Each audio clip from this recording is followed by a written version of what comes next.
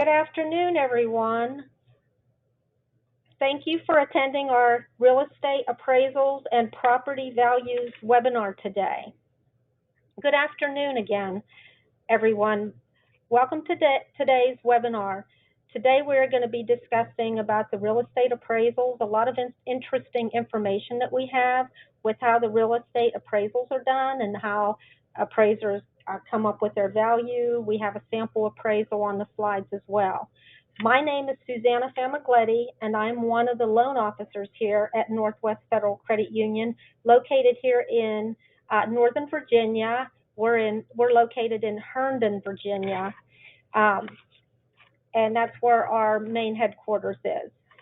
I will be starting with a bunch of information, a lot of good information on our mortgage loan products, some of the processes, benefits that Northwest has to offer with the HomeAdvantage program as well. And then I'm going to turn the webinar over to Jay Rousey. He is a local appraiser, and he's also a Virginia real estate agent. He belongs to our HomeAdvantage program and has helped numerous members for the last 15 years help buy and sell homes here in the Northern Virginia area. He is with Living Realty, LLC. We have some exciting news here where we will be giving away 5 $50 Amazon gift cards at the end of the presentation. Also, if you just want to type in your questions, during the webinar for us to answer, we'll be answering them at the end of the webinar once Jay has covered his part of the webinar. Okay, so I'm going to go ahead and get started here. We're going to be talking today, I'm going to be talking about the loan side of things. Northwest Federal Credit Union has competitive rates. We have many unique loan products. We offer free pre-approvals. With those pre-approvals, just keep in mind it does require a hard credit pull if you're submitting the application. But the pre-approval is good for 4 months. So you got 4 months. If you're planning to purchase a home, go ahead and submit your application. It gets assigned to a loan officer. We take it, and then you'll work with that loan officer until you find a home.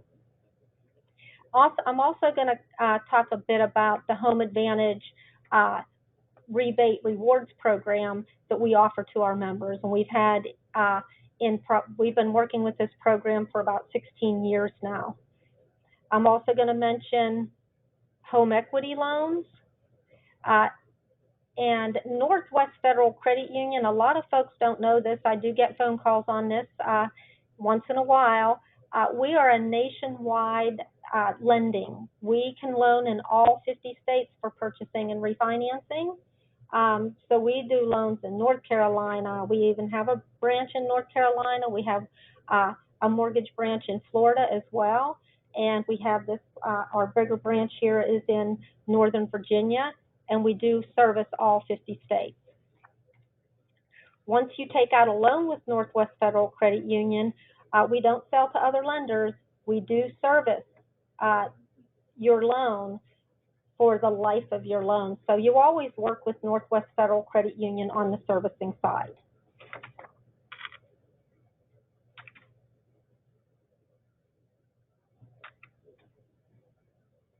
Now I'm trying to switch my slide. Oh, there it goes. Okay, mortgage rates. Just wanted to show you this graph on the mortgage rates. As you can see, since the 1980s, the mortgage rates have been on the decline. The rates are still very, very low. The 30-year fixed rate are running in the very low 3s, and we have 20-year terms in the 2s. We have 15-year terms. We even have 10-year terms. So the rates are as low, are about as low as I always say, as they can get, but you never know. You never know. They might get lower.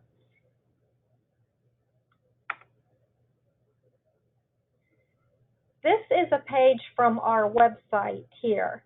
If you go to our main website, and you don't have to be a member to pull up nwfcu.org, you can see what our rates are 24/7. You can run an estimate right on our website as well. But if you click on loans and then mortgages to check the rates, you can apply from there, but you can also run this scenario and just check the rates without applying. You put in your loan purpose. This is for a purchase, but you can do this for a refinance cash out, and you can also use this page for an equity loan if you want to see what your monthly payment would be. You put in the value of your property, or if you're refinancing, or the purchase price if you're purchasing, the loan amount, the state, the county, and then below here there's a couple of more boxes that you would complete. It's going to ask you what type of home and what credit score range you'll be in, and then you just click on the blue button that says to get your quote, and it will give you all the products that Northwest has to offer on your particular scenario.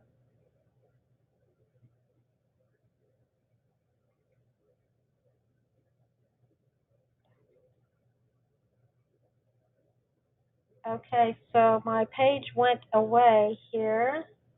Oh, here it's back. Okay. Going on to the next page.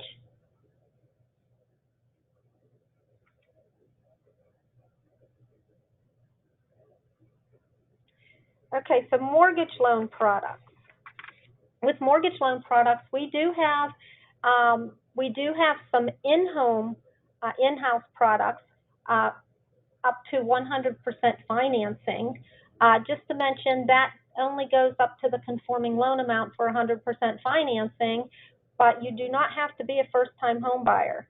The 100% financing is also offered with either no PMI option, private mortgage insurance, so you can either have the choice of a no mortgage insurance option or with mortgage insurance option. Depending on which product you would pick on 100% financing would depend on the rate that was given. The 100% financings I do want to mention, again, it's not just for first-time home buyers, and it's for primary residences only. We also have Home Ready 3% down payments. Home Ready, this is also just not for first-time home buyers. The Home Ready program has a limited income on it. It is if you can get into the Home Ready program because the income may qualify, and we don't know that because till we run your application to see if you're approved for Home Ready, we have to know what the income is and the area that you're purchasing in, because it has limited incomes per your area.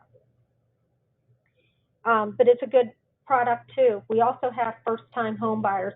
3% down would be an option for our first-time home buyers only, though, for 3% down. But the Home Ready program is a fixed-rate program, so we always want to take a look at that when you're purchasing a property.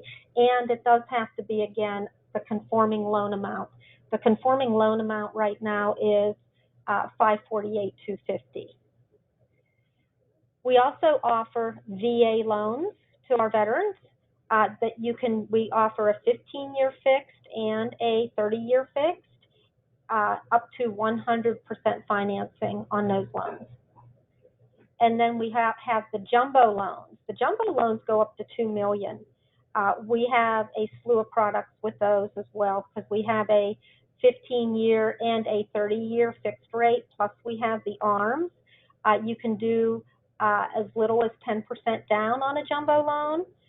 You can also, if you're purchasing a vacation property, a high-priced vacation property, then that home would be, that would require 20% down.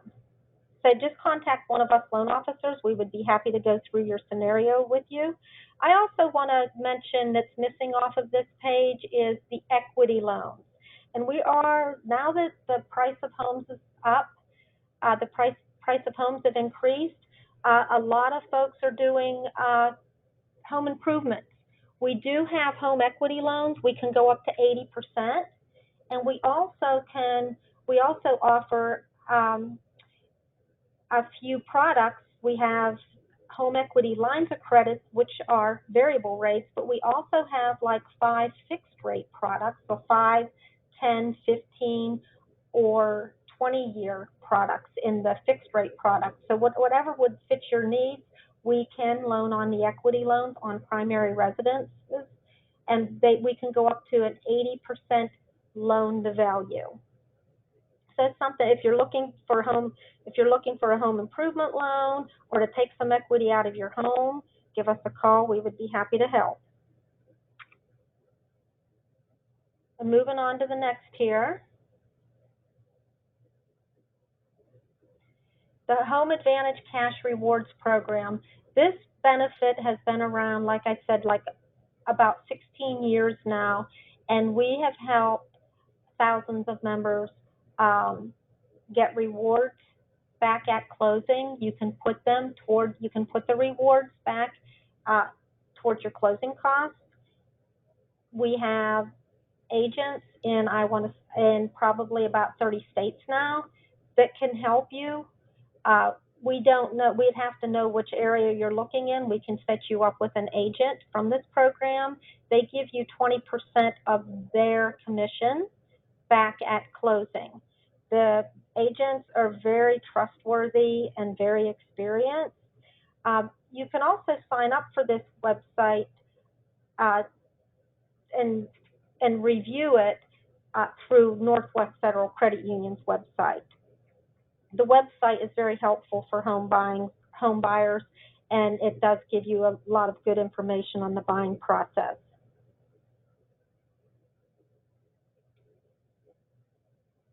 Okay, so now I'm going to turn the webinar over to Jay, and he's going to talk about the appraisals and the process and a lot of questions that a lot of members have when they're having a home appraisal. Thank you very much. Thank you, Susanna. Thank you, Susanna. As Susanna mentioned, my name is Jay Rousey. I am not an employee of Northwest Federal Credit Union, but I am a partner with Northwest through their HomeAdvantage program.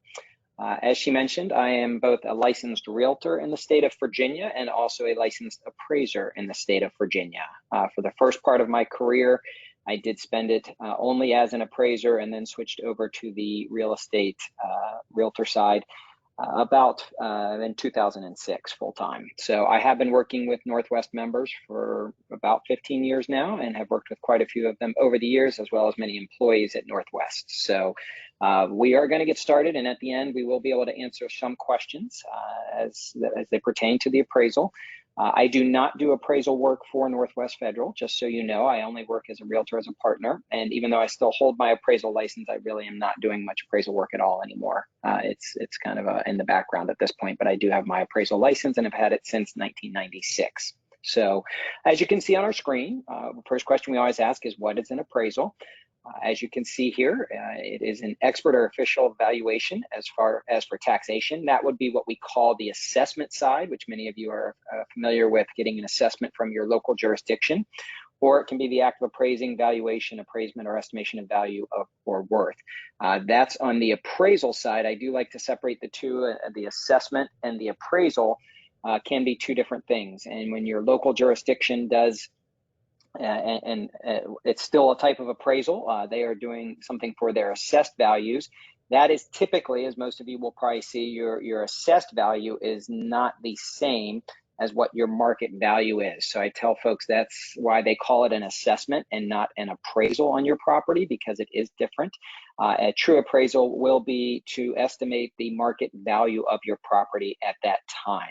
And it is a very specific time. Most lenders will not, it depends on the individual lender, but most lenders will not accept an appraisal that is more than 30 to 60. The most I've ever seen is 90 days old, but that's fairly rare these days in the way our market has been changing. So the appraisal is really a snapshot in time as of the date the appraiser did that, did their evaluation. So as we go on to the next slide here.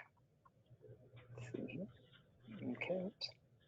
So qualifications, a lot of people always ask what it takes to become an appraiser. I'm only going to speak for the state of Virginia. I do know that in many states, these These requirements vary, but they are fairly similar.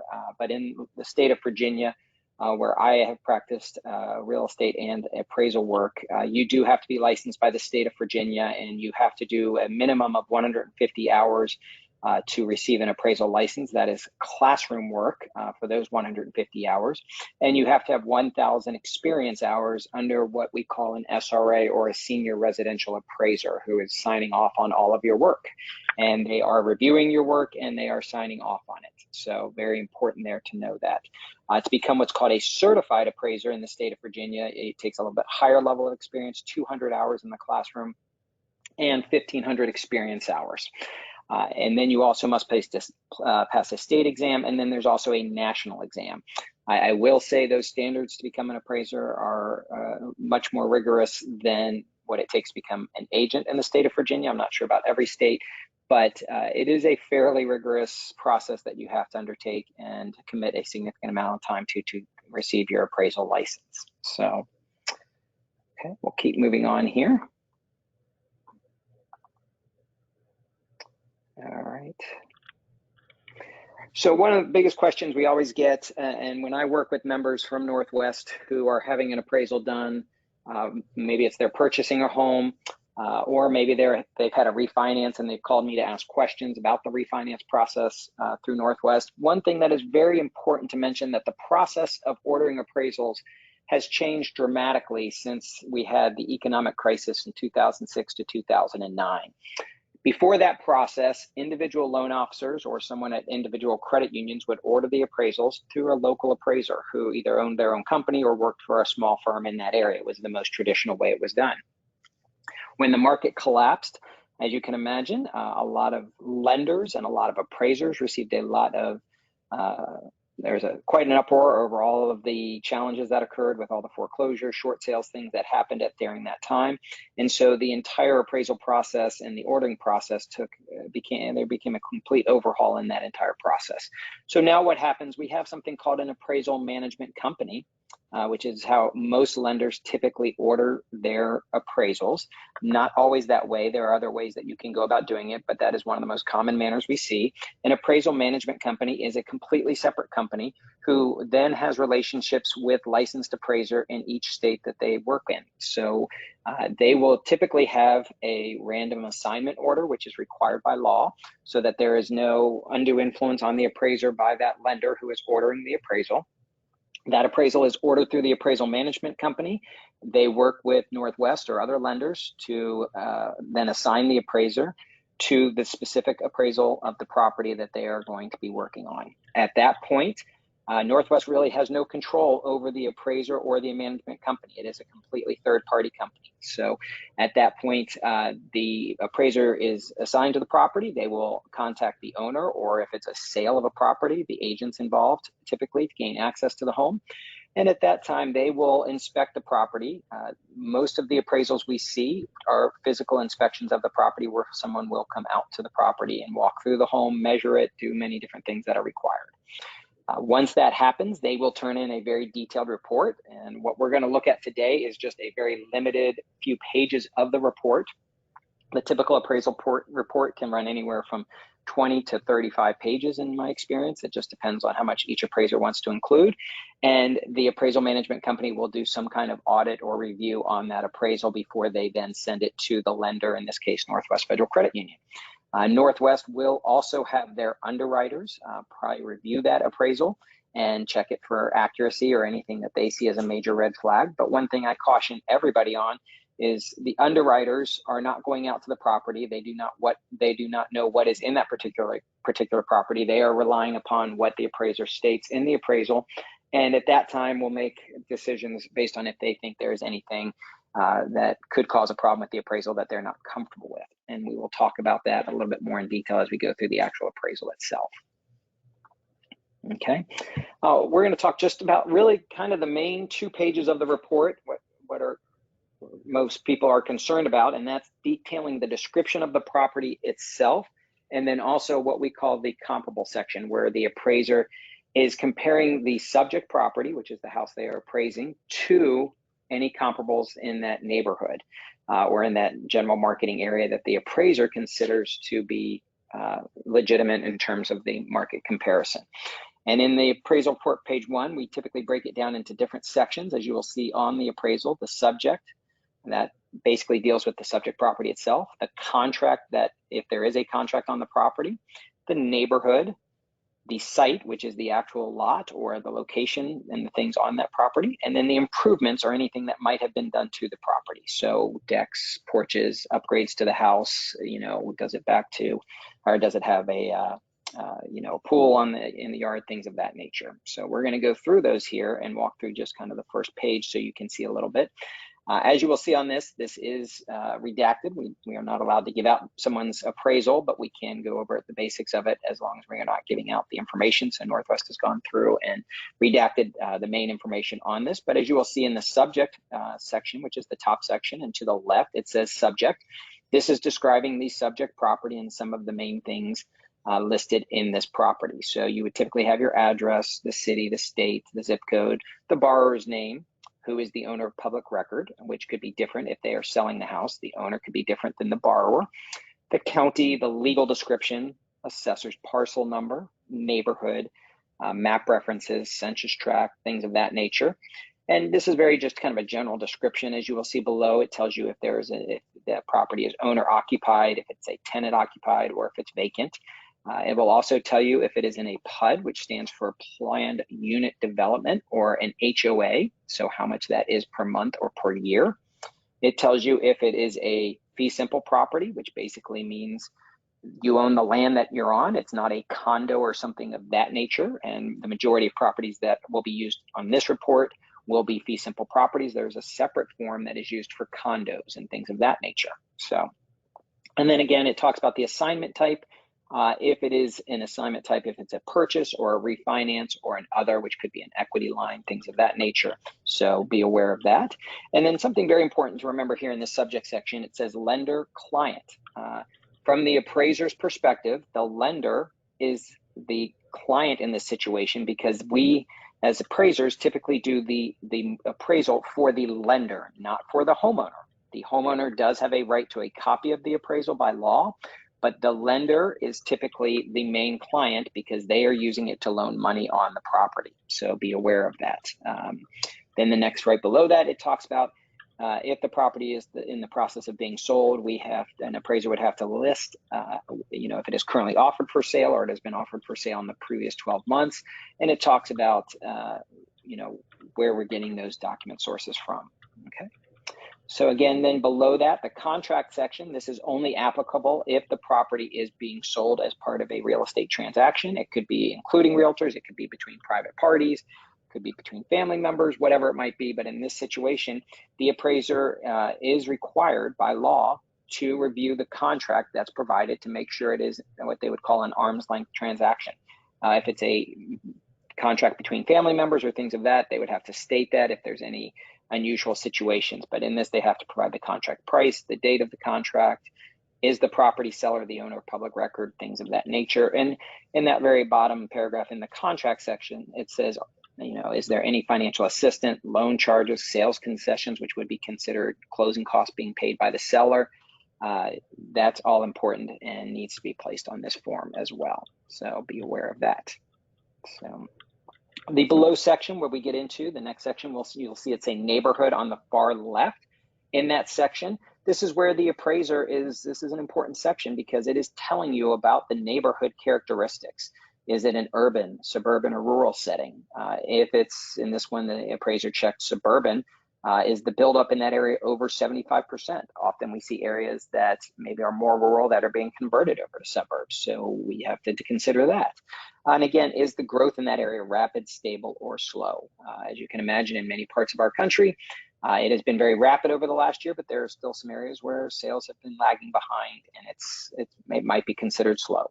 So in the next section where it says 1 unit housing trends, it talks about values. In this situation, the appraiser noted that the values in this area are increasing at this time, that there is a shortage of demand, and that the marketing time is under 3 months. So With this section, we didn't include it here because we can't just include an entire appraisal. It'll take us hours to go over the entire thing. But there's also a form called what's called the 1004 market conditions form, where the appraiser must put in information to back up their findings in this section. So the appraiser might at that point talk more in detail about how many sales have sold in that particular area and those kinds of things. Then again, you will also see a little grid here in the 1-unit housing section where it says 1-unit housing, where it talks about prices in the area. This appraiser indicated that the low end was $230,000, high end was $2.1 million, with a predominant area of just under 600,000. And again, it talks about the age of the houses in that area as well. Very helpful to know all of those details. And then they talk about the present land use, which is over in the far right of the neighborhood section, where it talks about the predominant area use is 1 unit, which we would call family housing. So typically homes, townhomes, condominiums, but 1 unit, which is the majority of that. And then it lists about 15% commercial. So no 2 to 4 unit dwellings, no multifamily dwellings, which would be, larger units where there's multiple families living in one dwelling. So, and then just below that, the neighborhood boundaries, the appraiser said, see additional comments at some point in this appraisal. They've probably added some more significant details about what they consider the neighborhood boundaries to be. Most appraisers will use a geographic area, whether it be a zip code or by road markings, picking out what they consider to be this neighborhood for this particular property. And then again, market conditions in the bottom of that section, it talks where the appraiser property values appear to be rising based upon recent evaluations of comparable sales data. It goes into detail about how, some of the things in the market, and they have obviously added some additional comments and addenda later in the document. Then in the site section, which we mentioned earlier, here's where you're going to see physical characteristics of the actual lot or the site area of itself. It gives the dimensions of the lot, how many acres, 7.21 acres, talks about the shape, and what does the property have a view of. This one, the B there stands for beneficial, and that it backs to woods in that situation here. It could also say beneficial water view. It could say beneficial, open area. It could also say neutral if it was just kind of a neutral kind of area. And then it also could have an adverse section where, let's say, it backed to a very busy road or something of that nature. The appraiser can make that determination and put that on the appraisal itself. It also talks about the specific zoning classification. This one is residential agricultural because it is 7 acres. So it looks like it's in a little bit more, rural area as compared to some other areas around there. And then it also talks that the zoning compliance is legal. This is important because there are times where as an appraiser, we will go into a property and we find that there is some type of zoning violation in the home. Maybe the owner has added something to the property and we can tell from the county tax records that it's not showing up on the county tax records. They put an addition on themselves without getting approval from the local jurisdiction, things of that nature. The appraiser has the right to state if they have found something that is a zoning violation. And then right below that, it talks about, is the highest and best use of the subject property as improved? Is that the case? Is it the present use? And most situations where it's 1 unit housing, that is correct. The highest best use would be if there were some other use that could be determined to be better use. That's fairly rare in residential appraising, but that could come up. So, and also just below that, it talks about the different types of utilities in the property. Has electric, it does not have natural gas. It has a propane gas tank, it looks like, on the home. It also has well and septic as opposed to public water and sewer, which is important for the lender to know because there's other things they might want to know and see evidence that the well has been tested or the septic is in good working order. And then it just states that it has asphalt streets. Okay. Then below that on the site, we go into just FEMA, flood hazard areas. It's going to state if there is any type of flood hazard area, which we do occasionally see where people have to have flood insurance to be able to move forward with getting a loan. So, and then it talks about any other adverse site conditions or external factors, and the appraiser goes on to comment on that. But this is, again, so the lender has all sorts of information about the property itself. Then below here, I'll go through this one a little bit more quickly because we only have about an hour, but this talks about the actual property itself. It talks about what's inside the house. This is a 2-level house. It talks about it's a colonial style house, the year it was built. In the next section, it does say full basement, and it lists out the square footage of the basement and how much of the basement it was estimated to be finished. Does it have an outside entry? all of those things. It also talks about that it's a brick and siding house, composition shingle roof on the property, what type of downspouts, windows, all of those kinds of things. Also in the interior section, it talks about it has hardwood, carpet, could be ceramic tile. I'm assuming the CT abbreviation there. It also talks about what kind of condition that's in. It also talks about the driveway and the garage and things of that nature, how many fireplaces, the heating system. All of these things are things the lender wants to know and make sure verify that it meets the common standards for that area. And the appraiser would make notes if it does not. One thing I want to be very careful to point out here, and then we're going to start moving on to the comparable section, which is very important and what most people are worried about. In the section where it says improvements, there is a little bar, and you'll have to look for it, where it says finished area above grade contains. That's kind of in the middle section under where the appliances are. And it says there are 10 rooms, 4 bedrooms, and 4.1 baths with 5,845 square feet of gross living area above grade. I want to be very careful here and make sure to kind of address this, because one of the #1 complaints I used to get when I did appraisal work was people calling me and saying, well, you missed my entire basement. You got it wrong. I have X number of additional bedrooms downstairs and another bathroom and all of this kind of stuff. This section clearly states this is just above grade, so it does not include any area of the house which would be below grade. And so that's very important to distinguish. And when we talk about that, we're talking about 10 rooms, 4 bedrooms above grade, and 4.1 baths. The 0.1 is a half bath. I don't know why they decided to make this change, but many years ago we used to say 4.5 baths or things like that. But now anytime you see 0.1, that is an additional half bath. So if it said 4.2, it'd be 2 half baths. And then the above grade square footage is something that the appraiser should have measured when they were at the property. They are usually taking time, and sometimes if it's a very large house, that might take me a half an hour, 45 minutes just to measure the exterior of the house, depending on the dimensions and the angles and all of that kind of good stuff. And then below that, it will describe different types of upgrades in this property. And you will see in the section where it says right below, kind of towards the bottom of this, it talks about describe the condition of the property, including needed repairs, deterioration, renovations, remodeling. Here, the appraiser said a C3 condition, and it states that the kitchen has been remodeled in a 1 to 5 year time frame. The bathrooms have also been remodeled in the 1 to 5 year time frame, and that the property has been well maintained and in overall good condition. Okay, so this is very important. The lenders want to know more specifics on these kinds of things and what kind of overall shape the property is in. Obviously, a kitchen that's been remodeled and bathrooms within the last 5 years is important to know on this type of property as compared to maybe a house that has not been upgraded over the past 20 or 30 years. So, and I know we're going through this a little quick, but we're trying to get through kind of doing a brief overview. So we'll take some questions at the end. Again, the appraisal report page 2 is really where people ask the most questions, because this is the comparable sales and listings. It gives us the comparable grid, and it's where the appraiser typically makes adjustments based on many factors. And we're going to talk about those. Could be lot size, lot features, house size, house features. We're going to go through some of those right now. In the top section of this, the appraiser does have to note how many comparable properties, and again, the appraiser gets to determine those comparable properties, which can bring up some controversy for some folks, that there were 3 properties listed for sale between 1.1 and just under 1.4 million. And there are 20 recent sales in that subject neighborhood within the past 12 months in that 900 to 1.685 million price range. So again, the appraiser has determined those are the properties that he or she was going to use to determine the value of this home.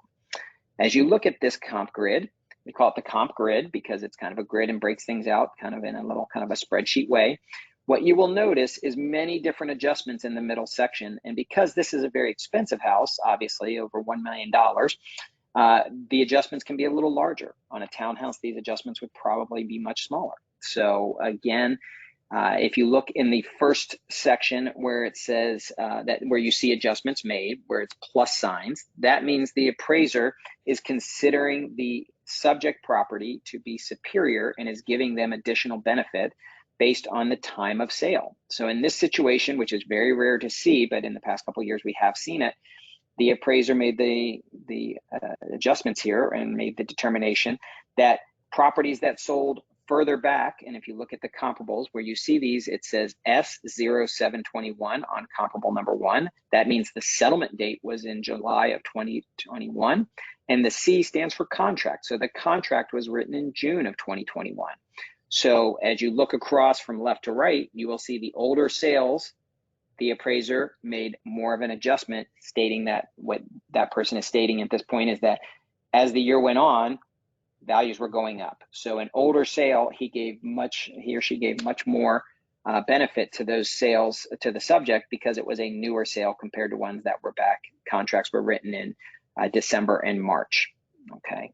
In the location setting, where this one says neutral residential, this is where the appraiser on comparable 1 made an adjustment for a busy road. So stating that the subject was superior and gave it $50,000 in credit because comparable 1 was situated on a much busier road as compared to the subject. And again, that's a determination by each individual appraiser when they go out to a property. The next section we will see where major adjustments are made are for the site. The subject was 7.21 acres. And if you look across from left to right, you will see a 4.23 acres, 2.52, and 1.58. Pretty significant adjustments that were made there in this situation.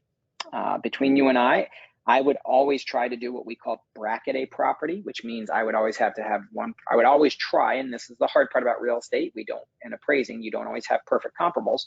I would always try to have one property that was larger in terms of the lot square footage and one that was smaller so that you don't appear to be giving all positive adjustments to one property, to the subject property in this. So, but unfortunately, we don't always have perfect scenarios. So in this section that says view, you can see that the appraiser has said that the comparable number 1 is similar in that it backed to woods and it was beneficial, same as the subject.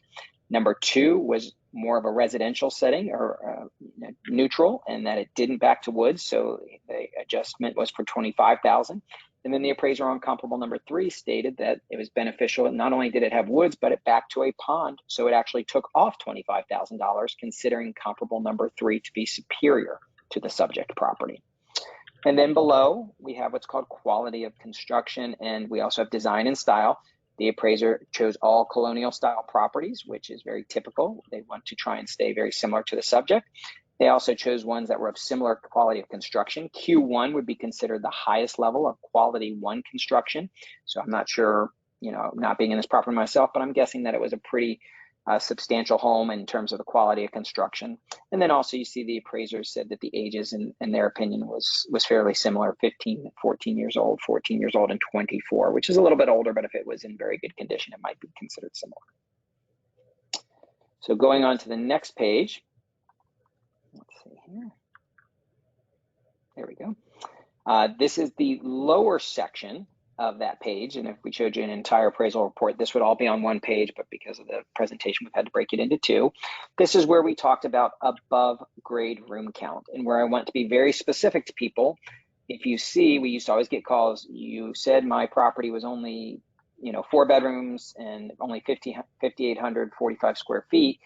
This is where you look at the appraiser breaks them into very separate areas and the sales comparison approach. Above grade room count and gross living area, and then just below that, you will see basement and finished rooms and below grade area. So again, we talked about this property was 10 rooms above grade, 4 bedrooms above grade, and 4 full bathrooms and 1 powder room above grade with 5,845 square feet above grade. Below that, the appraiser states that the basement had 3,061 square feet, with 2,250 square feet of that being finished. So that's the difference there, 3,061 square feet with 2,250 square feet finished. And the square feet is what it's saying is that's what's finished below. And then the WO stands for walkout. So it had a walkout basement. Here it might also say walk up, or it could say no walkout. So that's what the appraiser is referring to there. And then below that, it's saying that it had 1 rec room, which is the RR, 1 bedroom, 1.0 bathrooms, and that would be a full bath. If it had a powder room, it would say 1.1 or something of that nature. And then it says 1O, which stands for 1 other, which could be a den, or it could be it's some type of finished room in the basement. It could be a media room or something of that nature. And as you look across from left to right, this is a very key section here that we get a lot of questions about. Here, the appraiser, you can see, is having to use very different types of property, different square footage, different types of finished rooms. In terms of comparable one, has 14 total rooms with 6 bedrooms and 5.1 bathrooms, and has made a significant adjustment for that. So very interesting there. Also, just barely above that, you will see a condition adjustment where it says C2. I know that's a little hard to see on our screen here, but I'm kind of pointing it out right here. C2, condition. The appraiser has the right to say that this property was in significantly better condition and took off $150,000 as an adjustment, stating that it was in better condition than the subject property. C2 means it's a higher condition or a better condition. So the appraiser here has taken a much larger property with more bedrooms, finished areas, but with similar square footage in the basement, and made significant adjustments to bring this comparable grid value down somewhat. So again, if you were looking at a townhouse or a single family home in a more traditional neighborhood with not a big lot, these might be much more uniform adjustments across the board here. But again, here you can see where the appraiser has the right in all of these sections to really discuss the size of the property, the number of finished rooms, what's finished in the basement, and the condition of the property, all through this section. And this is where we often get the most disagreements from people as to why did the appraiser use that specific dollar amount to make the adjustments for the square footage or for the bedrooms. Why did they take off $20,000 on comparable number 1 for 6 bedrooms and 5.1 baths?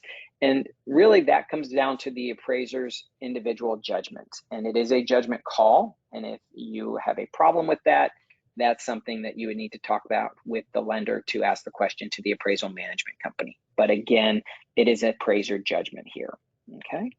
So, and I know that will probably get a lot of questions, but that's just a very generic, basic rundown of this section here. And the appraiser does have the latitude to make those. So as we go down below that, these next few areas are pretty straightforward in terms of functional utility of the property. That just basically means, is there anything unusual that would cause, problems with the property?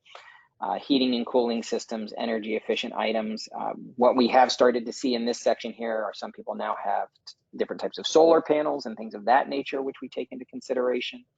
But it's still a little bit unusual. Then we go into the next kind of section that brings up a lot of questions, what I would say, where it starts with garage right here, garage carport, and goes down these last 5 rows here from garage, patio, porch, patio, deck, fireplaces, number of fireplaces. And then here is where the appraiser has the ability to make some other adjustments if they deem necessary. So in this garage section, this means 3 garages. That means at some point there were 3 garages attached and 4 cars for a driveway. Comparable one had 5 garage attached, and that means somehow attached to the property. Usually the appraiser will say if they're detached or attached, but this is GA means attached. So it had 5 garage bays attached to the property and 8 driveway spaces. So the appraiser took off $30,000 for that adjustment. And then the other 2 comparables were considered very similar to the subject and no adjustments were made there. Below here is where on this appraisal, for as expensive as it was, I'm a little surprised some of these properties didn't have pools or something of that nature. But one thing that has become much more common in our market, especially here in the Northern Virginia area, I know that might not be the case in other parts of the country, we're seeing large outdoor kitchen areas that are being built onto the properties. Again, pools, things of that nature, screened porches, anything that the appraiser would consider to add or take away value from the subject property would be mentioned here. So if you have a large outdoor pool area with kitchen, things of that nature can be taken here. This appraiser takes off money for some type of porch on comparable number 2, $20,000 right here. So I'm not sure if that was some type of screened porch, but if we had the whole appraisal, it might actually even describe that in more detail. So, and then common sense here, this one with fireplaces, 1 fireplace for the subject compared to 3 for the comparable number 1, 2 for that's comparable number 2, and then 3 for the other comparable, okay?